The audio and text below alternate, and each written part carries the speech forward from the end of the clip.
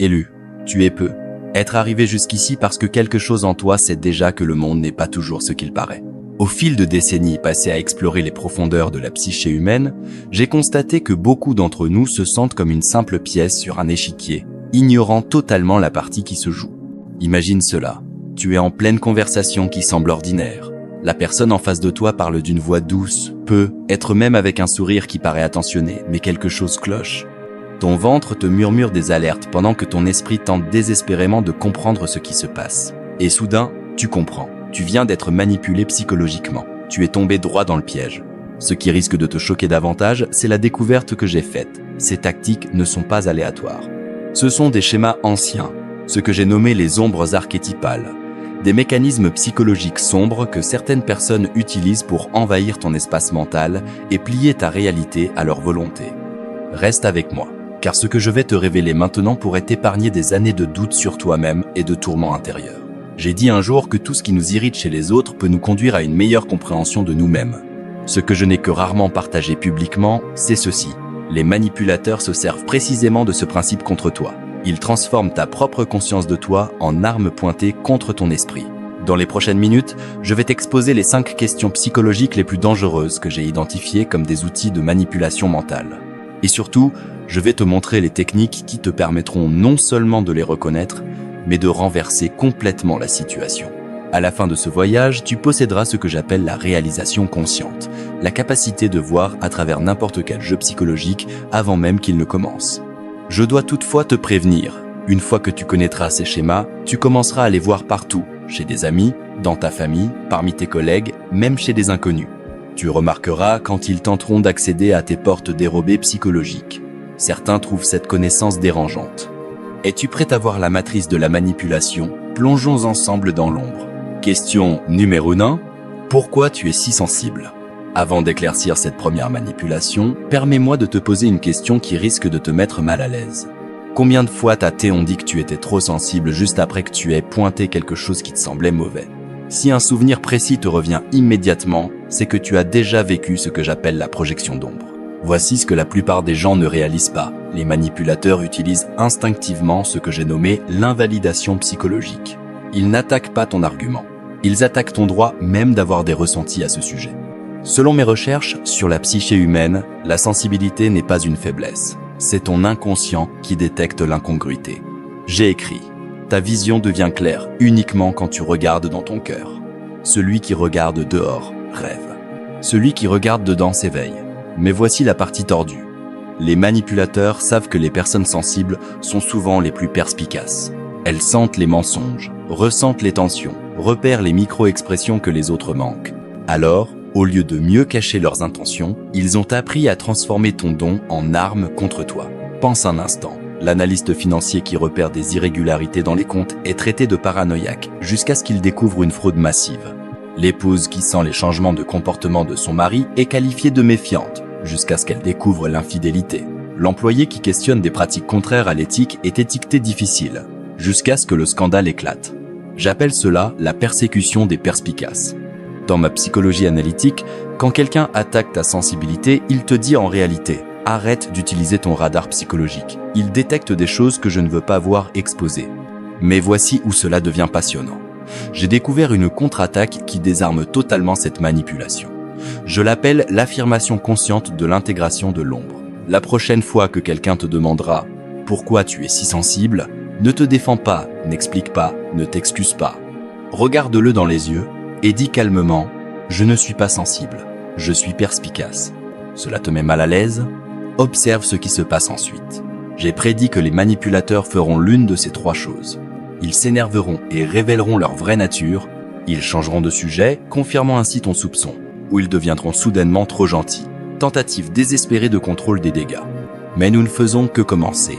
Question numéro 2. Tu me fais confiance, hein? Arrête tout et écoute attentivement. J'ai fait une découverte qui a changé la psychologie à jamais. La confiance authentique opère dans l'inconscient, tandis que la confiance exigée opère dans l'ego. Et voici le point crucial. Ceux qui exigent la confiance sont généralement les moins dignes de confiance. J'ai dit que la rencontre de 2 personnalités ressemble au contact de 2 substances chimiques. S'il y a la moindre réaction, les 2 sont transformés. Ce que j'ai observé dans mon travail clinique, c'est que les manipulateurs ne veulent pas de transformation. Ils veulent de la domination. L'expression « tu me fais confiance », est ce que j'appelle un ultimatum psychologique déguisé en intimité. Voici ce qui se passe vraiment dans ta psyché quand quelqu'un te pose cette question. Selon mes recherches sur les complexes psychologiques, cette phrase déclenche ce que j'ai nommé le complexe du conflit de loyauté.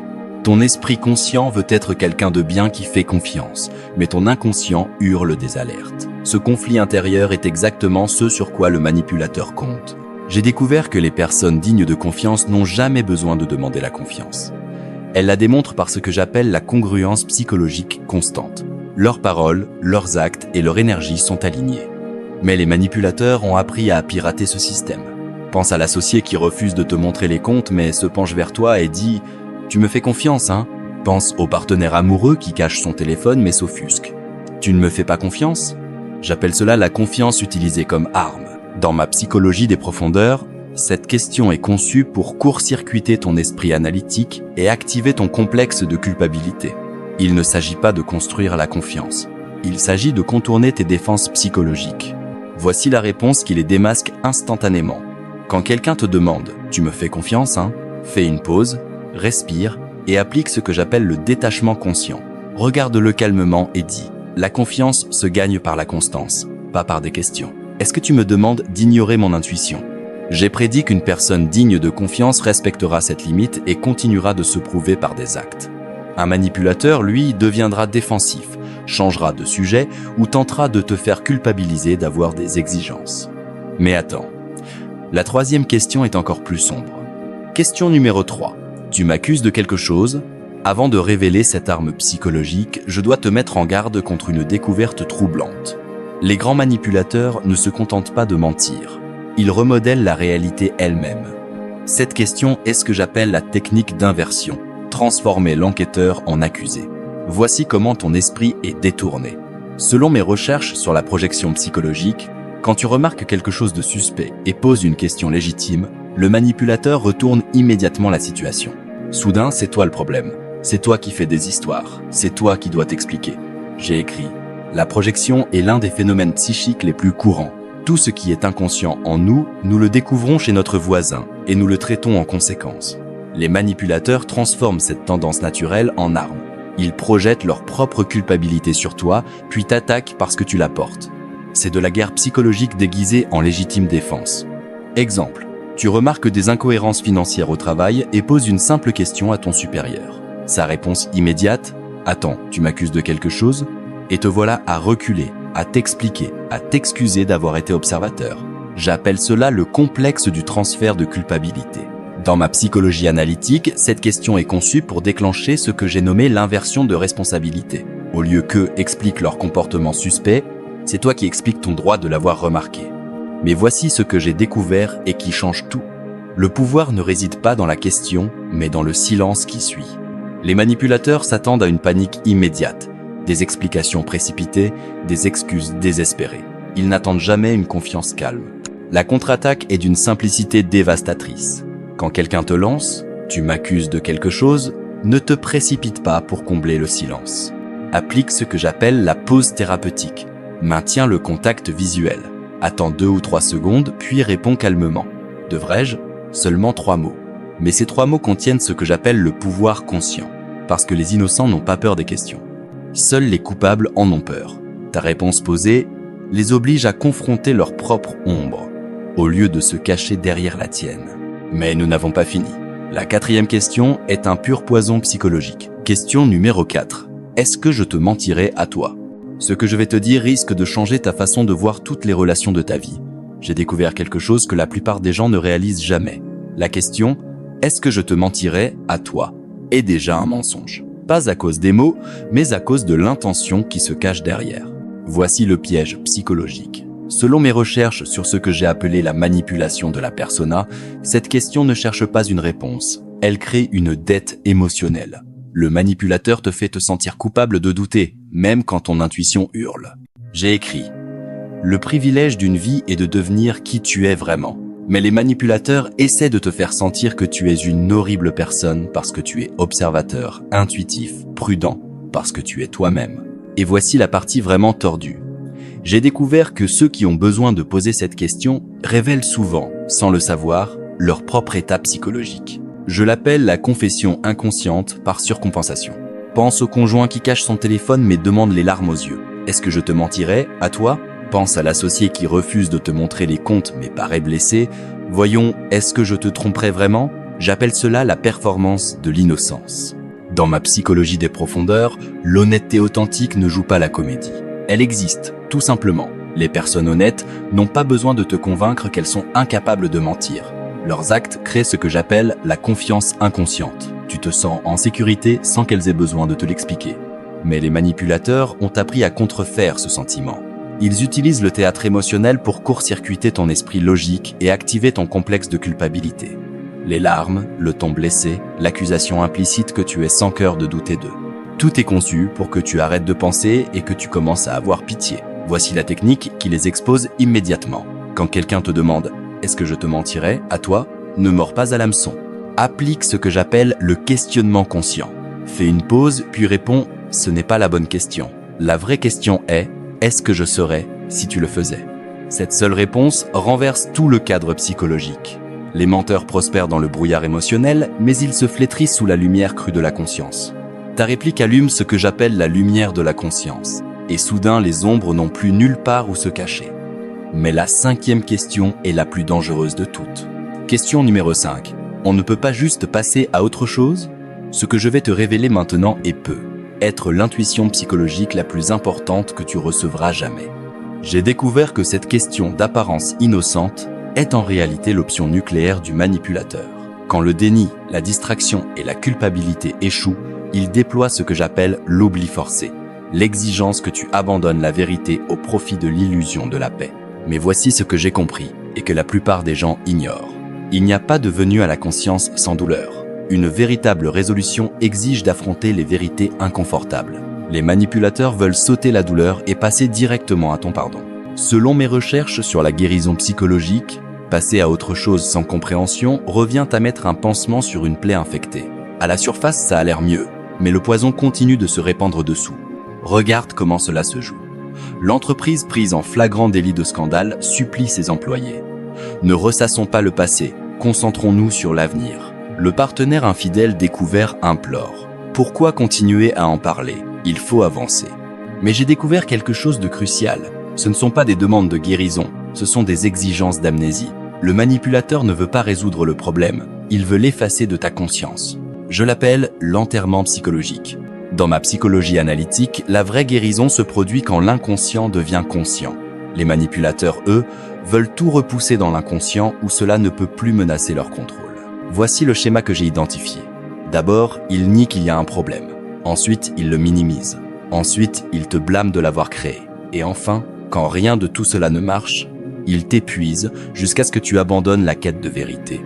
Mais j'ai découvert l'antidote. Quand quelqu'un te demande « On ne peut pas juste passer à autre chose », applique ce que j'appelle l'ancrage conscient. Prends une respiration et réponds « Je passerai à autre chose quand j'aurai compris ce qui s'est passé, pas avant ». Cette seule phrase leur dit que ta paix est construite sur la clarté, pas sur la confusion. Que tu ne peux pas être pressé, forcé ou épuisé à abandonner la vérité. J'ai écrit « Tant que tu n'as pas rendu conscient l'inconscient, il dirigera ta vie et tu appelleras cela le destin. » C'est exactement sur cela que comptent les manipulateurs, que tu finisses par lâcher, par te fatiguer et par laisser les schémas inconscients diriger ta vie. Mais plus maintenant. Maintenant que tu connais les 5 armes, laisse-moi te donner la défense ultime. J'ai découvert que les manipulateurs ont une faiblesse fatale. Ils ont besoin de ta réaction émotionnelle pour survivre. Retire-la, et tout leur système s'effondre. J'appelle cela le détachement conscient.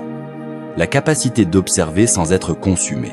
Selon mes recherches sur ce que j'ai nommé l'individuation, le processus de devenir psychologiquement complet, le plus grand cauchemar du manipulateur est de rencontrer quelqu'un qu'il ne peut pas déstabiliser. Voici ce que j'ai enseigné à mes patients. Quand tu restes calme alors que les autres perdent le contrôle, quand tu restes clair alors que les autres créent la confusion, quand tu restes solide alors que les autres essaient d'ébranler ta réalité, tu deviens ce que j'appelle psychologiquement souverain. Et la souveraineté ne peut pas être manipulée. J'ai écrit « Je ne suis pas ce qui m'est arrivé. Je suis ce que je choisis de devenir. » Les manipulateurs veulent que tu deviennes ce dont ils ont besoin. Confus, coupable, épuisé et docile. Avant de répondre à n'importe quelle question manipulatrice, pose-toi ce que j'appelle la question de la conscience. Cette réaction vient-elle de mon moi authentique ou d'un complexe qu'ils essaient d'activer? Et les illéquais et les elmes. Parce que voici ce que j'ai découvert. Les manipulateurs n'attaquent jamais ton vrai moi. Ils attaquent tes complexes psychologiques, les parties blessées, les aspects insécurisés. Ils essaient de déclencher ton complexe « je ne suis pas assez bien », ton complexe de culpabilité, ton besoin d'être aimé. Mais quand tu opères depuis ce que j'appelle le soi centré, tu deviens intouchable. Laisse-moi te donner ma technique ultime. Face à n'importe laquelle de ces questions manipulatrices, prends ce que j'appelle la pause consciente. Respire, sens tes pieds sur le sol. Reconnecte-toi à ton moi authentique. Puis réponds non pas depuis ton complexe, mais depuis ton centre. C'est ce que je voulais dire quand j'ai écrit. Celui qui regarde dehors rêve. Celui qui regarde dedans s'éveille. Le manipulateur veut te maintenir dans le rêve, perdu dans sa réalité projetée. Mais la conscience est le grand éveil. Et une fois que tu es éveillé, tu ne peux plus jamais être contrôlé. Voici quelque chose qui risque de te surprendre. Je crois que chaque rencontre avec la manipulation est en réalité un cadeau déguisé. Je l'appelle le travail de l'ombre, le processus qui te rend plus fort en comprenant l'obscurité. J'ai dit, on ne devient pas éclairé en imaginant des figures de lumière, mais en rendant l'obscurité consciente. Chaque manipulateur qui tente de te contrôler te montre exactement où tu dois construire des frontières psychologiques plus solides. Chaque mensonge qu'il profère t'aide à développer un meilleur détecteur de vérité. Chaque jeu qu'il joue t'apprend à reconnaître le suivant plus vite.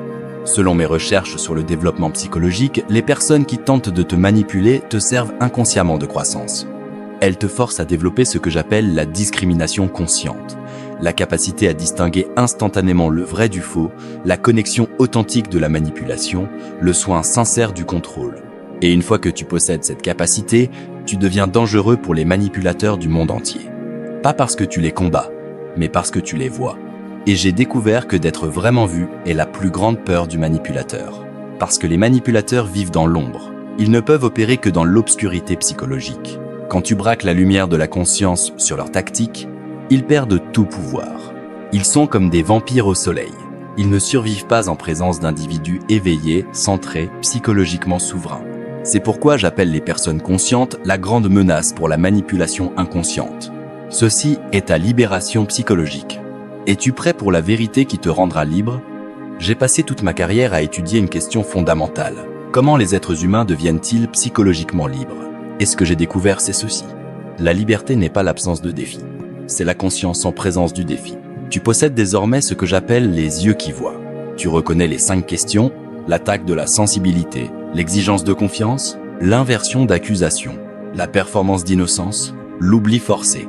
Mais surtout, tu comprends la psychologie profonde derrière chacune d'elles.